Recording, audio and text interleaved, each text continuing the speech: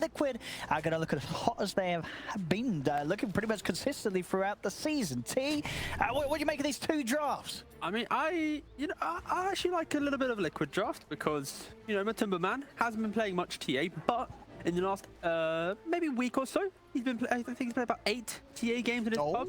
What's the win rate? Good question you ask. Let me triple check. I think he's 50-50. 50-50. So this will be the deciding game to see if it's a positive win hero for him. No, exactly that.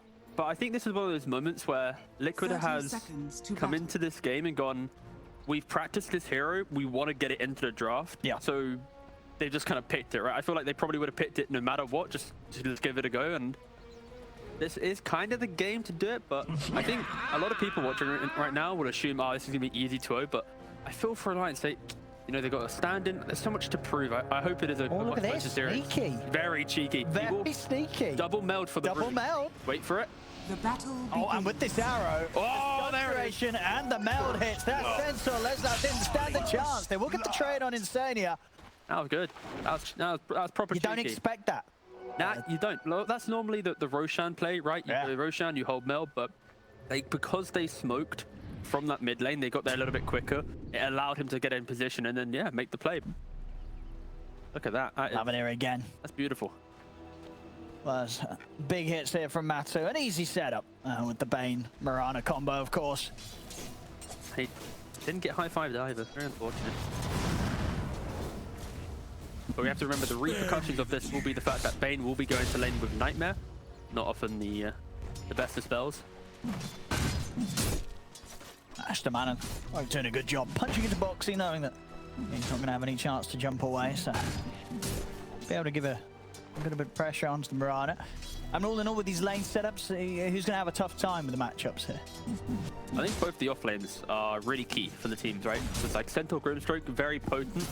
TA isn't the biggest lane dominator. Same with Bane can if you have the correct carry, right? And right now, if Centaur Grim play together, if Bane's out of position at level 2, level 3, Bane should be dying a lot here. And same for bot lane. You know, you have a Mars Mirana. If Weaver steps up and already wasted Sakuchi, Spear and Arrow, that should be dead. Wraith King should be bullied down. So I'm looking for both off lanes in these games to try and get a bit more of an advantage and swing that in, because Centaur as a hero, you get tanky pretty quick, right? Like you can go the greedier build, which is just Hood Vanguard, then a Blink, and you're kind of setting the pace for your team to play behind. And if he gets those items, that can be pretty devastating for Liquid, because their damage early on, it's kind of weak, right? Like Mirana, Bane, they're enablers, and that's what I'm looking towards.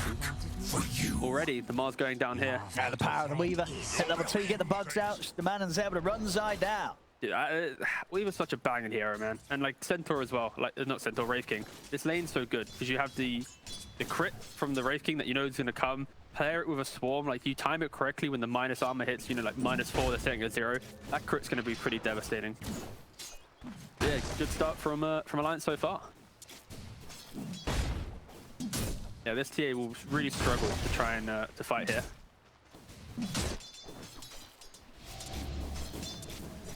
Taking quite the punch, and Lesnar with that ring of health on his way over is going to be staying pretty healthy. Top Boxy. He's got the stick charges. Making sure he gets himself safely underneath the tower. I mean, Stamana might go for a dive. Nah, he's going to hold off on it. Yeah, and he's also got 2 styles as well. Like, he understands that this is a lot of damage. Soak it in! Look at the setup here, though, Zai. He's able to pick that up. Stamana's going to try for a neutral deny, not quite able to do so. So Liquid able to punish Stamana there. With Zai getting a good angle on the spear. Yeah, that was really nice fishing, because the thing with Weaver, he's so strong with Sakuchi, but it's 12-second cooldown to start with, right? So if he ever Sakuchi's in, Mars is that hero where you go fishing, you blind hit the spear, you'll pin him, you'll then see him whilst invisible, and then he's out of position. Quite a slow hero with no Sakuchi. So Stamana, he has to be very careful how he uses this, because he can crush the lane, but he can also potentially just feed in this lane because of that ability that Mars has. And yeah, this mid lane matchup, we haven't mentioned it much, but the Leshrac into Raze is pretty good for Leshrac, because Raze is a hero that wants to steal your right click damage. Of course, Leshrac, when you hit 6, you play on Pulse Nova anyways, you're not right clicking.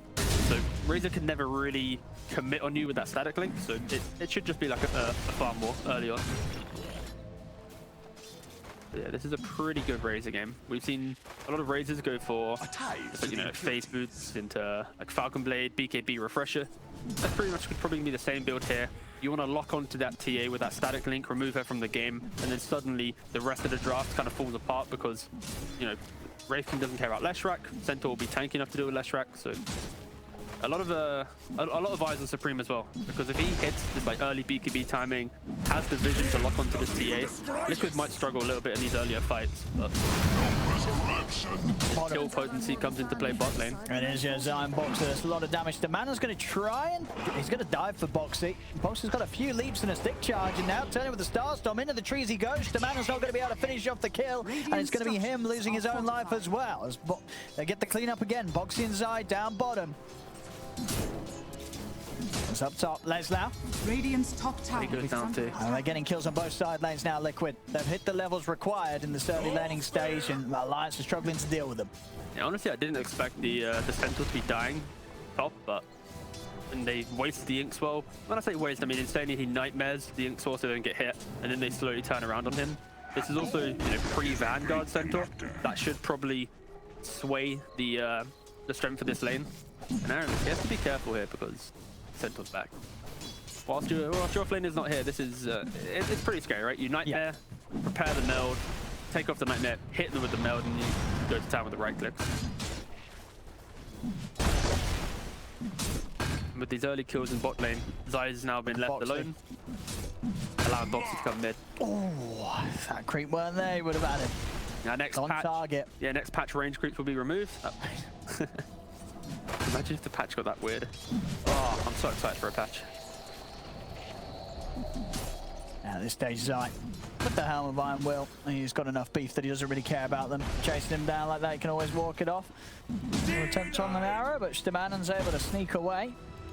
CS in the lane, still pretty good for Nico, baby. We've now got to the stack portion of the game. Say making up a stack, but should be going down for it. And Insania is definitely dead there. Supreme happy with Insania turning up and giving him a bit of a freebie over towards the mid. And Alliance are aware of the stack. And I say stacks, I'm overselling. It's literally a 2-stack. Oh, he's died. Oh, That hurt. Oh, Not the death and no TP. That's that. You don't want to see that. No, but that's what you get. Supreme out of the lane. Boxy still hanging around there, making sure he had the arrows in. he's popping off. He's He having a is. good game. You got to watch out for this Mirana. Boxy's making the moves, and that's a perfect touch. Supreme was having a pretty good time in the mid matchup, and now he's dead, and we'll have to take the walk back to lane or whether he wishes to resume farming. Just to give some respect there to Supreme, he somewhat had to TP because the Leshrac damage he had there against the static link doesn't really do anything. To raise it, he kind of needed to quickly get out. No stuns available, just TP, right? Yeah, he took the risk. I respect the TP, but again, Boxy just in position, instantly punishes that. Nice nightmare switch there. And yeah, Boxy all around the map right now. This net worth lead, like it felt quite even. It really was. I said 4 minutes in, it was pretty much neck and neck, and now we're 3 minutes later. We're seeing off the back of the kills that pretty much Liquid's found in all lanes. Right, we had a kill on top, a couple down bottom, the action in mid. Now Liquid's managed to jump themselves ahead of Alliance in this early laning stage. Yeah, this is the type of lead that Liquid's draft need, because again, like when you think about TA, it's some Dragonlance, Deso Blink style. Yeah. Leshrac going for maybe. Aramis dying as well. Yeah, Matu's hit the 6. He's going to have those trap setups. Alliance have got to be careful how far up the lane they come. Are they trying this as well? Arrow? I mean, with the arrow, well, they're going to have a decent bit of lockdown. He's obviously quite beefy with the Vanguard, but not going to be beefy enough. It's a good stun onto the 2 of them, but it won't stop them getting the kills. And Boxy indeed, he's getting a lot of screen time here because he is popping off, getting involved in all the action. Radiant's top tower is under See down attack. bottom.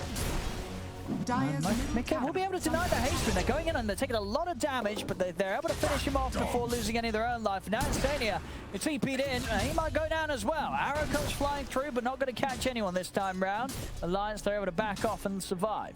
Now, it's a pretty nice combo, of course, with Swarm sitting on the target. Naturally, you want to run away from the Razor, so yeah, it's a pretty cool combination. Zai taking away the first life of Nico Baby in the bot lane. This is actually really uncomfortable for Wraith Kings. Like, some Wraith King players don't even level their ultimate. They hold the point ready for that fight, but he puts the point in. Of course, now he doesn't have it wasted, but that's 190 seconds that Nico Baby naturally would be happily standing here waiting for that, but losing the reincarnation in a 1v1 it pretty much offers up this tower to be a freebie. Because you know, Leshrac comes bottom. Who's going to frontline now? Like Centaur needs to come down. He has no TP. So if Liquid reads this, it should just be a free safe lane tower. I think if you see the minimap, they're already coming down. Yeah, they're going straight down there. They know they've got the arena set up. And Nico Baby did leave the lane because he was fully aware that Liquid would be going straight for him with his ult on cooldown. So we'll avoid this move, but as you say, the tower itself, not going to be easy for Alliance to hold on with the pressure of Mickey. And this tower's going to fall pretty quick. 3 points by Diabolic Edict. They're bringing the hero down. Supreme has come over. Of course. The Nightmare, end of the spear setup there. Arena's out. Supreme, he's gone, and now Nico Baby's trapped as well. Grips on the ready and steady has hit the 6. They're going to be able to take down both cores. Maybe even more. They're hunting down Aramis. Psyche get the angle. He should have this one. He might not even need it this year. There it comes out, cuts them down. They'll take the 3 of them. Over in the mid, Leslau on the retreat here with the Stampede as he finally hits the 6. Radiant's 3 heroes dead on the bottom.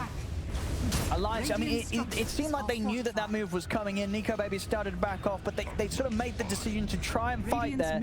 It felt like that was always going to be a very difficult fight for Alliance to take into the face of Liquid. Yeah, 100%. They're like, they don't really have, as Leslie actually goes down as well, they don't have the damage, right, early on. When you look at their heroes, they're kind of tanky heroes that exist within the team fights, but they kind of, and they really need a laning phase where they find some kills. That didn't really happen. So now every objective defense, like you've got a Vanguard Centaur, a Wraith King with no ultimate, and a Razor with no BKB. Like they don't kill anything. They just exist. So right now Alliance, because of that awkward laning phase, you're gonna probably be losing a lot of objectives now. I see Alliance attempt to make a move mid, but already Mickey and Matu have been able to safely back away. Not quite able to get the follow-up there off the back of the Soulbind. They didn't have the lockdown. Dire's structures are fortified. And it's like quick to TP to top lane as well. Like Nico Baby, he's trying to get as much time. Ooh, another arrow. These arrows are so close. Nico Baby feels so uncomfortable. He's getting this one wave top, but if you look, like Supreme's already farmed part of the jungle. He's now going to go to, like, Wraith King doesn't really want to farm Ancients that early. It's pretty hard for him to play the top side of the map as Radiant, unless you're invading the enemy jungle. Because again, like early on, you're not really killing Ancients, you don't have Skeletons. Skeletons also don't do great against the Ancient camps, especially if there's dragons. So yeah, this net worth lead is going to substantially grow for Liquid due to their kind of prowess in these earlier fights. Yeah, they need to kill off the back of this. See if they can find Matu. He's the target. I've got the setup. TP's immediately coming in to try and bail Matu out of this.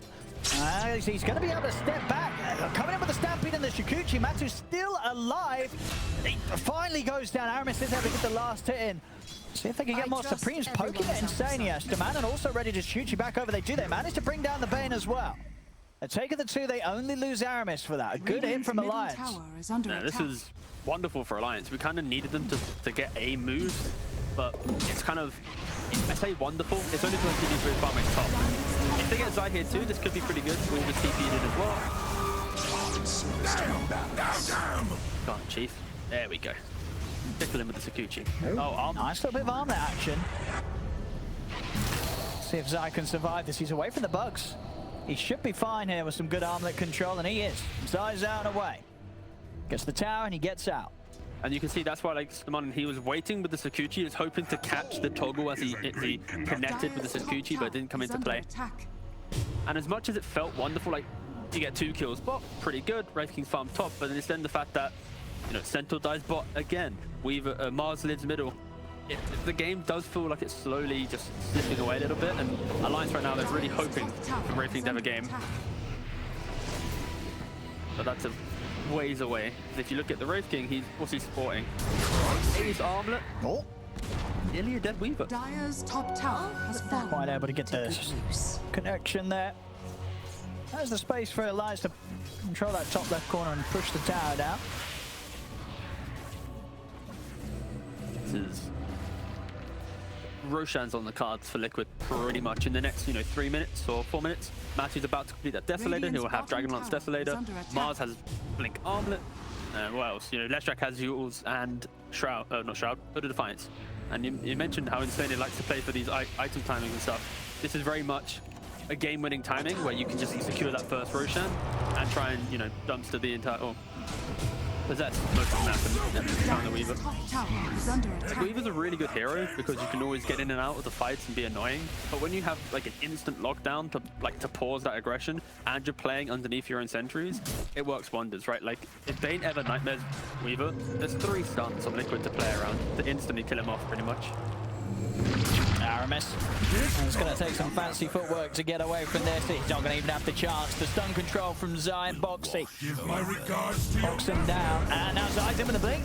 He's going to jump forward. Doesn't quite catch Supreme though. And now they'll start to back away with the Moonlight Shadow. Actually, Insane wants to commit with the hold of the Fiend's Grip, locking down Supreme. Stampede comes out. They're not going to have the damage to bring Supreme down.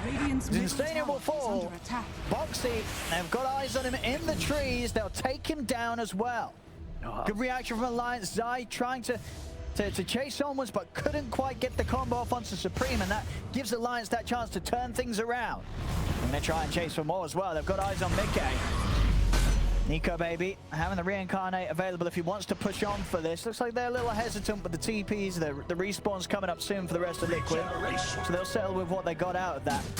But a good hit nonetheless. Again, Alliance reacting to Liquid and keeping themselves all together, and now they've got to be very wary of Matu now. Desolator on the TA, these heroes will get shredded. But if Supreme can keep himself alive, get that link built up, this Razor can fight back.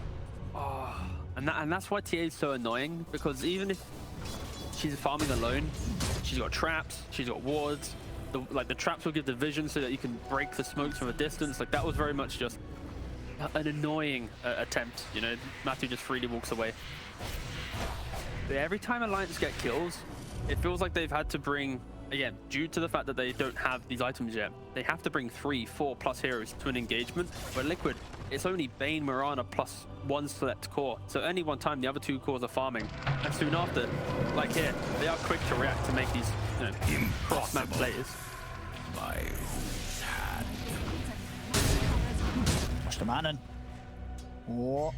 Will they get the yours off? What they got? Stun? Mickey does get the stun, and they'll be running him down. Mr. Manon into the corner, he'll make it away. Courier not so much. Tumblr toy dead.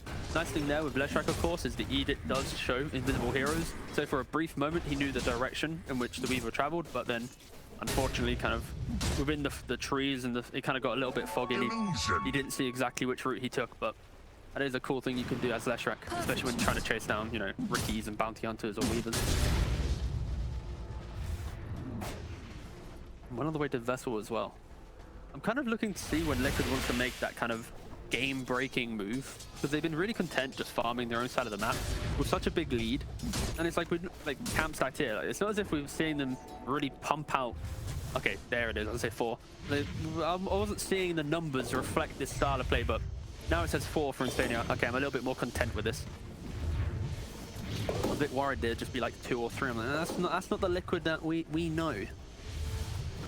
Yeah, they are very much playing for the let's go for a timing which doesn't give Alliance any chance of a rebuttal. Because like, this is the type of game where other teams would be throwing their bodies in, like, guys, we got the lead, let's close out the map. And it's not respecting that 20-minute moment in the game. Even if Alliance had like an extra 5k gold, Liquid, I still feel strong enough to take that fight. The key thing is, can Supreme get BKB before this engagement comes in? And right now, he doesn't have it. And Nico Baby's alone. Rest of Alliance are a little split from him. He's going to try and run back over towards the safety. Then Leslaugh's in with the blitz stun onto Mickey. Defensive Nightmare keeps Mickey safe from the initial burst. They bring down Nico Baby the watch. They've also caught Aramis off to the side. Nico Baby back in with the second life. Leslaugh's going to try and save him with the stampede, but the stun comes crashing down from Mickey. Grips out onto Supreme. Nico Baby turns with a big crit. Takes down Boxy, but they've lost Supreme. They'll lose Nico Baby as Zai jumps in with the final bit of damage. As Liquid, they find the fight they were looking for. They take 3 down, only losing Boxy, and they'll happily step into the pit. Matu with the DD rune ready as well to make quick work of Roshan. Yeah, and this is kind of the play Liquid was waiting for, right? Like, all of their cores now have hit this timing, and then you see the replay here. Alliance is not in position and ready for this, right? Like, they've got this vision above the Roshan pit where the most of their team's playing. Nico Baby's trying to connect, but Insanity's in position. Unfortunately for Aramis, like, he actually does get the Soulbind and bug onto the Dire's Bane. bottom tower But is again, like under there's no one else there, right? So they instantly kill off the Radiant's bugs, top tower and now has it's just a fallen. free fight for Liquid. Insanity's able to get a full grip on the back. Niku, baby, no way can he commit to stopping Bane. And again, they don't have the damage. So in a pure 5-on-5, they have to disengage. They have to respect that. They just need to try and play the map. And again, it's unfortunate for Alliance. This all stems from the fact they weren't able to get as much from the laning phase that they expected. And these are the repercussions with these type of drafts. It's like this is Liquid's time to really shine. And for Alliance now, it's kind of like, it sounds boring, but it's the whole split the map, send off a hero behind the tower and try and skip them. They don't have that natural hero in the draft. It's like why Puck and Quap and all these heroes are pretty good, because they naturally, if the game's hard, can play behind tier 2s and do this. So it is going to be difficult for Alliance to try and keep the lanes pushed out and get this style of game. But you see Stamon in here, he's having to fill this role with the Swarm and the Sakuchi. He can somewhat push the lanes quick enough. So now it's the waiting game for Alliance. Radiant's bottom tower Try and get is one under more attack. item before Liquid comes high ground. And at that point, try and punish an out of position Matumba man or a Bane that steps up too far with a blink initiation from Centaur. She's weighing here. Maybe seeing if he can go for the kill on Stamanen. The spear into Rebuke. Not quite enough for the initial burst, but okay. Waits it out, plays it smart. Waits for the time lapse, then locks down the arena, knowing there's no chance of Stamanen time lapsing across the wall. Again, this is perfectly fine. If you're Alliance, you know, Weaver dying from an arena, you skip the wave. There's no wave now coming into this tier 3 bottom, because of course they also fortified that wave. So yeah, right now, Alliance, they're chalking this up as a victory. Doesn't sound like a great victory, but this is the state of the game we're in right now. It's a 9k lead at 20 minutes. They have an Aegis, about to have a BKB complete on Mars, about to have a Halberd complete on Leshrac. They're getting pretty tanky. And you see the difference here. It's very much a couple little kills here and there. Oh, thanks, mate. I was about to try and guess that from memory. 700 gold from kills, Dire's 400 gold top from tower buildings, is under attack. and other. Ooh, I do love the other. That was actually the Dota Radiant's Plus bottom subscription. tower You actually is get more under gold attack. if you have Dota Plus. Dire's I top see. tower is under attack. Very fancy. The one person that believes me, I'm so sorry. That'll be right in Radiant's the middle thread. tower Yeah. is What under is? attack. How Pay dare to he win. say this? I spent 99 cents and didn't get any bonus gold. The Alliance setting up for a fight around this tier 2, perhaps. They're going to go for it. Oh, easy reactions there for Matu. Straight out with the blink. Jump in for the counterplay from Zai. Blitz on the Stamanen. The Supreme look to run down Zai on the Mars, but Zai's able to back off with the BKB. He'll live. Supreme dies. As Liquid, they've not lost anyone yet in this fight. Matu jumps back in, looking for Aramis. Aramis has to run. The spear from Zai catching Lesnar into the trees. It's a third kill for Liquid. And they themselves, they lose nothing. They still have Radiant's the Aegis middle intact on tower Matumba is man, under attack. and they're just back to business, pushing down the tier 2. Alliance, they tried to make the jump from the high ground, but nothing ended up going well for them there at all, unfortunately. Radiant's I middle love the tower attempt. Like has when you're this fallen. far down, it is so easy to try and do what I said earlier, like, you know, skip waves and stuff. Going for that bold play takes a lot of confidence, and yeah, TA, such a good hero. When you have refraction up, of course, you take damage, you still blink. Well, we got a triumph for Mickey. Zai is managed to catch the man outside of the base. Mickey's still alive. The arrow comes in. Nico Baby's going to go down the watch. Separate Mickey from the fight for now. He's keeping a safe distance. They'll turn attention over towards Zai. Supreme's in with the link. Zai should fall here. And he's going to be able to toggle away a little bit longer here. Zai finally going down. But Supreme, he's been caught on the side. He'll die for this. Alliance, they get back into the game. They get something. They take down Zai, but not at... and no sort of cost. They still lose another round of heroes, and big one being Supreme going down yet again. Liquid's making so many individual plays that opens up these fights where, like, because of the armlet toggle, everyone then was like, guys, get the Mars, don't let him do it. Which then puts Supreme out of position, obviously getting Nightmared into arrowed. If they weren't getting, you know, outplayed on the toggling, they would have instantly killed him, switched out that Nightmare, saved him. Razor would still be alive. We could maybe talk about him getting an extra 400 gold in this downtime. But again, these smaller plays from Liquid, fight after fight, they're just getting the extra kills and really, you know, twisting it there. Like you see here, right? It's, where is it? Well, it's in a little bit. So he has the pretty low hit. He gets hit. Rebuke. Toggles down in between the right clicks. And because of here, right here, because of the toggle, of course, you then have Insanity being out. Boxy's able to kill Razor. And like, if that toggle doesn't come in, he doesn't, like, obviously survive. Razor 100% isn't dying here. So again, pretty cool stuff. Instant smoke from Liquid. They know that they're in the driving seat. They know anyone they find will Radiant die. are Aramis. scanning. Oh, Nah, he's gone, mate. There you go, yeah. he's gone. Would have been pretty cool if he did, but unfortunately, does not happen. So I think Matuya's got the full Hurricane Pike coming out now. He's I mean, this is some pretty insane. I mean, I guess we've seen some pretty farm TAs. This has got to be up there, though, in terms of what we've had this season, right? 17k net worth, 24 minutes. He's got 316 CS at 24 minutes. Oh, yeah, that's got to be It's under close attack. to the top of some of the records, at least. You'd hope. Maybe I'm totally. I mean, as I said, we've had some good TA games. This is definitely another one of them. Yeah, but the thing is, has he died? Yeah, he died one time. Oh, wait, hold on. That's a missed arrow, a rare missed arrow. Supreme able to get the BKB off in time, so he'll live.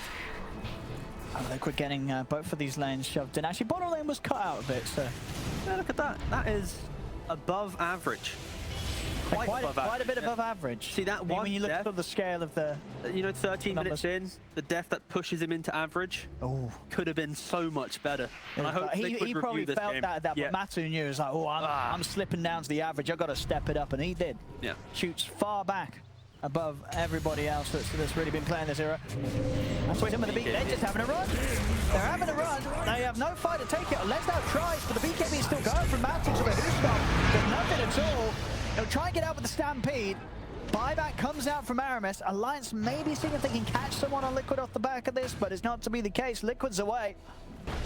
And again, this is testament to the hero, TA. It's so annoying to jump it because refraction is always going to be there. And if you can't break down the instances, you can blink out.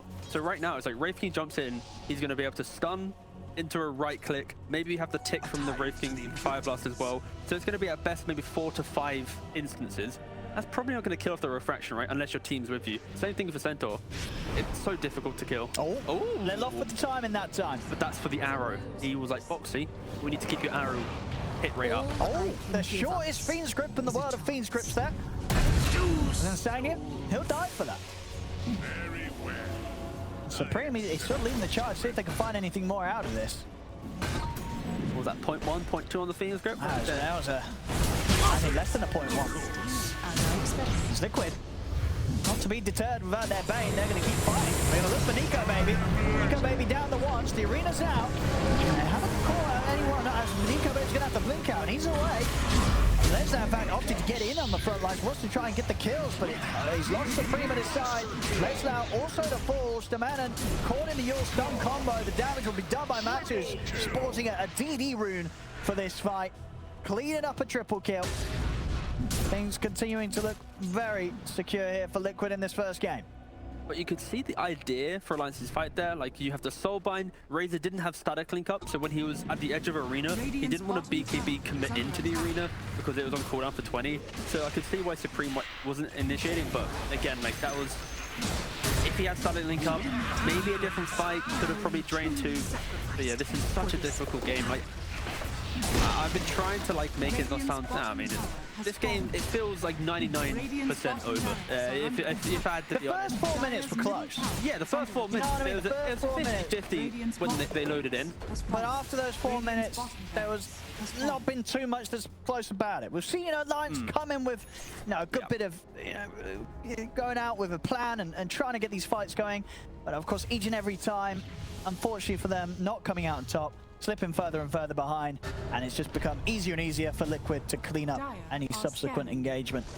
Yeah, unfortunately for Alliance, it's so hard for them to rebuttal any of this jungle aggression because they don't have that hero that kind of condenses where a fight should be taken. Where Liquid, they have multiple sources of that, right? Between the Bane, the Mars, they get to dictate the tempo of this game until Alliance find those items, right? And we don't really see games nowadays where lineups that are dependent on majority of heroes having items really thrive. Because teams are so like seasoned with being able to break down laning phase into that aggressive map play. The vision as well from Insania in this game and Boxy, they've had so many deep wards across the entire map so that they can play this ping pong style of Dota. Like every time Razor steps out to a lane, they're TPing in. Same here, right? Zai's by himself going fishing, the team TP in. A little bit of a... they're gonna get him. Have to use arena, but see the theory behind here is like they're playing it away, which is like they feel so strong.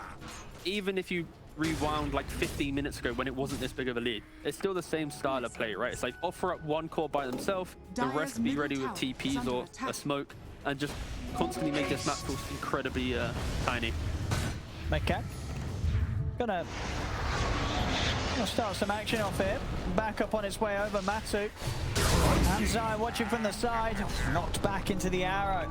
They claim Nico Baby's first life. He's got the BKB. He's going to try and TP out, but at this stage, the physical's too much. Insania again offering up a little bit of a tickle, this time intentionally. Just the quickest of Fiend scripts. Good thing you bring up tickles. Liquid, of course, if they are to win this series, they'll be first in the group, not going with the tiebreaker.